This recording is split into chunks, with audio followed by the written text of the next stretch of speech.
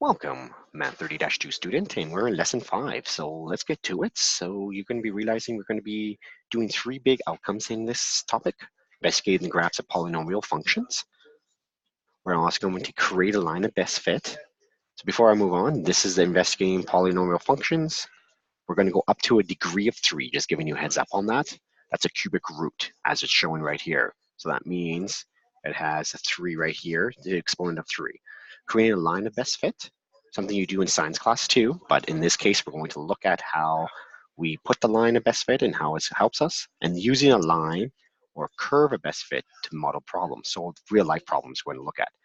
Go more in the detail, but we need to know the basics to move on first. So first things first, what is a functional notation? Well, functional notation is just a fancy way of saying replacing y. What do I mean by that? Y equals to an equation, so y equals 3x. You could just have to change it with a function where, here the following example, we have y equals 3x plus 2. Another way of writing this, they say f of x equals to 3x plus 2, or g of x equals to 2x squared minus 1. Same thing as saying y equals 2x minus 1. Why mathematicians did this? Because if you have many functions in front of you, we wouldn't say function 1, function 2, function 3. We can actually place letters to replace that whole function 1, 2, 3. Hence the fact, I'm going to use now a table of values and plot the points of this following graph of g of x. Remember, g of x is this one right here. So g of x is 2x squared minus 1. Anytime you have the table of values and you need to plot it, best thing to do is take a negative number, take 0, and take a positive value. So this should be plus then. So when you do that, then you actually are set to go to have 3x coordinates to help you determine at least what it basically looks like. So to do that, if I take negative 1, you have to just replace negative 1 with x. So 2 times negative 1 squared minus 1. So this gives us, well, negative 1 times negative 1 is a positive number. 2 times 1 minus 1, which gives us 2 times 1, which is 2, minus 1, which is 1. So this is our first coordinate. When we have 0, what happens? Well, when we have g of x of 0, that will be 2 times 0 squared minus 1. So now you have 0 minus 1. Minus 1 is your other coordinate. And plus 1. Well, g of x of 1 equals to 2 times 1 squared minus 1, which will give us, well, 2 times 1 minus 1. 2 minus 1 equals 1. So we have 2 right now points that are going to give us 1 and 1 for the y part. Remember, g of x means y. Okay, so find negative 1 on your x coordinate, and that gives us 1. So we have to move up 1. A little saying I used to say as a kid, along the corridor, up the stairs, or down the stairs. So in this case, along the corridor is 0, down the stairs 1. And then the other one, 1, and it's going to be a positive 1. Okay, so far, it looks like we have a graph of the following, and one of the beauty of this is that I know it's going to be an actual quadratic equation, which makes a parabola. Let me try that again. Something in this fashion, and something in this fashion. They keep going on and on and on in this direction. So just giving you heads up, what we're going to be realizing is that you're going to always have to determine domain and range right after. So going into that graph we have above, we could set domain and range in 2 different formats. Set notation, set builder notation, and interval notation. You probably are familiar with the set notation one, which you've learned back in school, where you, and also in lesson 1 we learned this way, where we have x. Okay, so the domain, I should say, domain is all the values of x, what it's showing right here. So right now, it's all the values of x, if you think about it, all the left-hand side and all the right-hand side of your coordinate here, your quadrant. So that means it's going to be all the values of x, all the elements of x. And we use that fancy E symbol, which I cannot find. There we go. of x. Okay, and then close it off with a curly bracket. Now the range is going to be a little bit different. So range will be, and let's just change the format there. Okay, the range is going to be, well, it's all the values of the y section. So it's everything from 1 and up. -1, my apologies. So how we set the notation for that? We start with y is a set of y greater than of -1. So -1 is included. So you have to put the line underneath it. And then we're not done just yet, because it's dealing with all the elements of the real. Why is all the elements of the real? We have to include that it's the real values and close it with curly brackets. This is what we call the set builder notation. So set builder. Now the interval notation is a little bit different, where we use actually brackets, close bracket, let's say brackets that show, so to write the domain, we would say it's approaching from negative infinity and going to positive infinity. We don't have to include the positive sign. Now these brackets are meaning that it keeps going on, and it's included in the sense of it just keeps going on and on. If it was a bracket like the following, it means it actually starts at that number and is included. This means it's not included, but because infinity just keeps going on and on. So this is called the interval notation. In our range, what's going to happen is you're going to have, it's coming from the negative, actually, it's coming from -1. So I have to do a bracket like the following. And it is going to infinity. All the positives of the values after -1. So in that case, we put a little normal bracket. So keep in mind the square bracket and circle bracket. I guess you can think of it that way. So once again, the square bracket means it's including that. The normal circle bracket, a line here, which is just representing that it's not including it, but because of infinity, it keeps going on and on and on. So what else can we say? Another thing that we should learn from prior knowledge is analyze linear functions and their graphs. So linear function is a degree of 1. What do I mean by that? So any graph with an exponent of 1 would be an example of that. So this is the exponent right here. We usually never write it that way, so we write it as 3x minus 1. So any graph that it has that exponent of 1 is considered linear. And we're going to actually go in detail of what those look like. You should be right off the back. This is a positive value 1, the green line. This is a negative value 1. So the 3x minus 1 might look like that one right there, the green one. So if we're using set notation, the function notation earlier, as I was saying, and we could call this y actually to be f of b, and then we would have actually understand what we're saying. The function of b is the green line, and the function of h would be the blue line. Okay, and that's a -1, so it probably would look something like that, the following.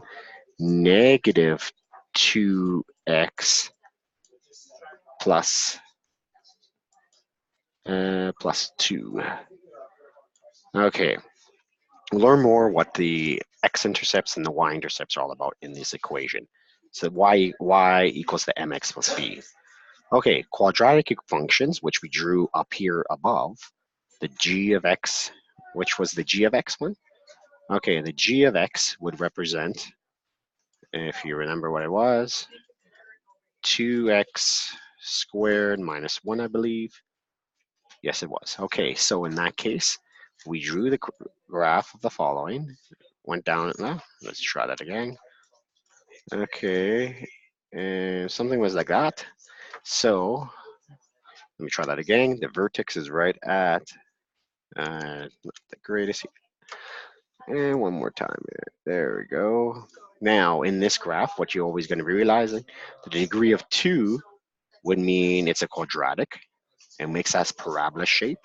And we'll look at more of that, how this is the vertex right here, where it actually does the turning point. We'll go more in detail of that. Determine the x and y intercepts. This concept, you're going to be realizing x and y intercepts. You could, to find the x-intercept, you just have to make y equal to 0.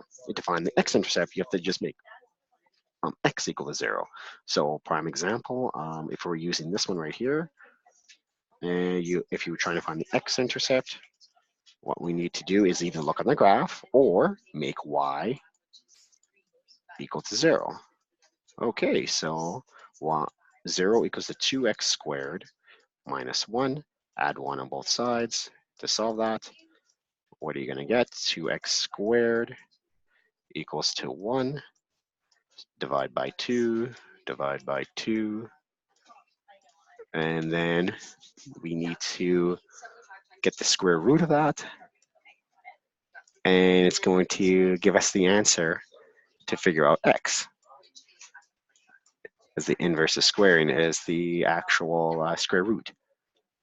And you're going to be realizing there's going to be two answers for that. One's going to be positive square root of 1/2, and the other one's going to be negative square root of 1/2. Because squaring means that it's always one positive value and one negative value. So the same thing would happen if you needed to find the y-intercept of that same equation. So the y-intercept, you would make x equal to 0. And we know that y equals to 2x squared minus 1. 2 times 0 squared minus 1 would give us 0 minus 1, and our y-intercept is minus 1. So keep in mind that y-intercepts, x-intercepts make the other variable 0, and then solve it, you would get them. One last other things that we need to talk about is independent and dependent variables. One of the acronyms I've remembered me learning in school is this acronym called dry mix. This means this is the dependent variable, and then this is for the responding variable. So it will be very handy, especially in science classes, and it's always found on the y-axis. Compared to the m, that's the manipulated variable. And then this is going to be your independent variable. And anytime you have an independent variable, that's found on the x-axis. And that's one way to always remember that. So anything over here is usually time, and anything that you can't control, it just keeps going. And that's why it's called an independent variable. Compared to on the y-axis, which is found on this side, this is your responding variable, and it's responding in the fact that you need to have x happening to respond to what y is getting at, which is a responding or dependent variable. So in math, we'll do the same thing, especially in graphs. One last thing that I do want to bring up is this whole fact of determining the equation of a line. And in this line, it has to be 2 points you're given. So here are the 2 points, the coordinates. So you have to figure out the equation of this line. One of the formulas that you learned back in, all the way in grade 9 actually, mx plus b, is the following, where if you could figure that out, it's going to be a linear line, because the 2 points, look at the following, they're just going to go through a straight line for that.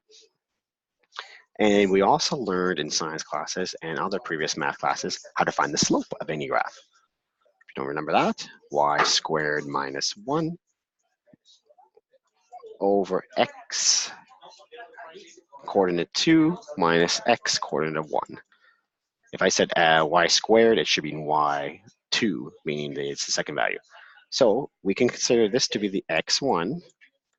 This is going to be considered to the x2. This is your y2, y1, my apologies, and then this is going to be y2. Now just put in those values in there. So y2, which is 5,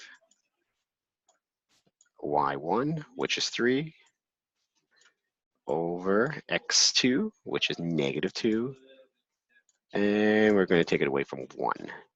So if you figure that out, you're going to be realizing you get negative 2 over 3. So this is your b value. Sorry, not b value. This is your m value, which we just could figure out right here. Are we done now? No, because we still have to figure out the b value. So far we have the following. Negative 2/3 x plus b. Now we need to figure out the b value. But now we could do that by rearranging this equation. And to do that, if we move this on top here, it will look like the following now. It would be m x2 minus x1 equals to y2 minus y1. Okay, we know the m value, which we said was negative 2/3. Now we know, now we take one of the coordinates, either or, which one you want. I'm probably going to take this one, 1 and 3. So we don't know the x2 value, but we know the 1 value. We don't know the y2 value, but we do know the other value, which is the y1. Okay, so are we done there? Well, y2, we don't know, we said, but we do know the other value, which is y1, and that's our 3. Okay, so from here, we can actually expand this if we wanted to, or rearrange it whatever way we like, but I would like to actually get rid of, so we have one of the coordinates we could figure out. So to do that, we want to write it like this, right? 3y. And the best thing to do is, well, multiply by 3 on both sides so we could get rid of this 3 right here. So let's use a different color here.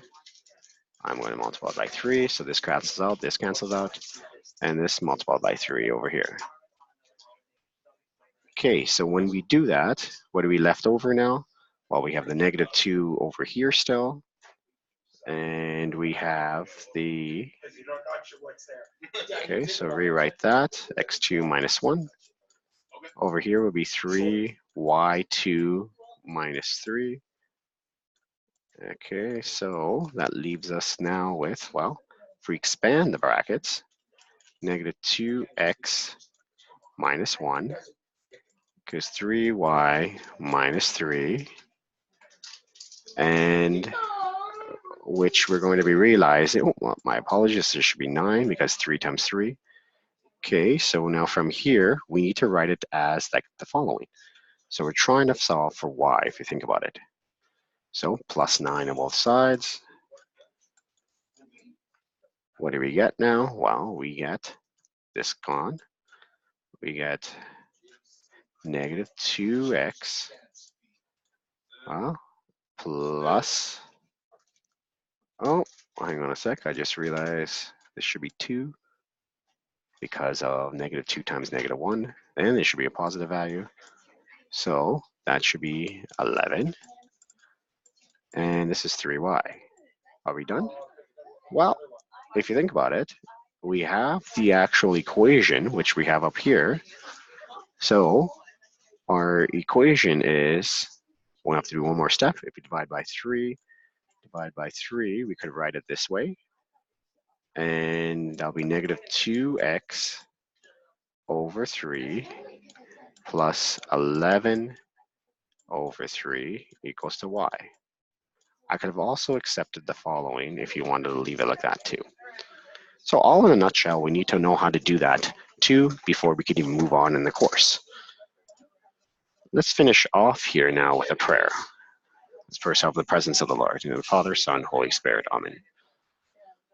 Dearest Father, we thank you for the wide range of opportunities and blessings you graft for us. Forgive us the times when our doings fail to be parallel and not even coinciding to your will. With you as the center and domain of our activities, it is surely that all our negative conditions will be inversed, failing to grace the hollow points in the line of our lives.